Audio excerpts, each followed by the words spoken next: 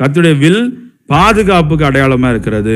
பாருங்க 2 சாமுவேல் அங்க 22ஆம் அதிகாரம் 15ஆம் வசனத்துல தாவீது எப்படி தன்னை தேவன் பாதுகாக்கிறார் சொல்லி அதை அவர் சொல்றார்.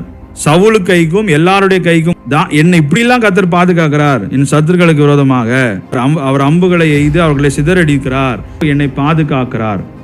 ஹல்லேலூயா. அவர் நம்மை பாதுகாக்கிறவர். அதுதான் இந்த வில், அவருடைய வில் எதற்கு அடையாளம்னா நம்மை பாதுகாக்கிற தெய்வம். அவரை தாண்டி நம்மை ஒன்றும் அணுக முடியாது. விசுவாசிங்க இன்றைக்கு. ஹல்லேலூயா. அவர் வில்லை வைத்து, அவருடைய வில்லை வைத்து நம்மை பாதுகாப்பார். அங்க பாருங்க, அம்புகளை எய்கிறாராம். அவர் அம்புகளை எய்து அவர்களை சிதறடித்து அப்படியே நம்முடைய சத்துருக்களை சிதறடிப்பார். எத்தனை பேர் நமக்கு விரோதமாக எழும்பினாலும் கவலைப்படாதீங்க. என்னென்ன காரியம் நமக்கு விரோதமாக எழும்பினாலும் கவலைப்படாதீங்க.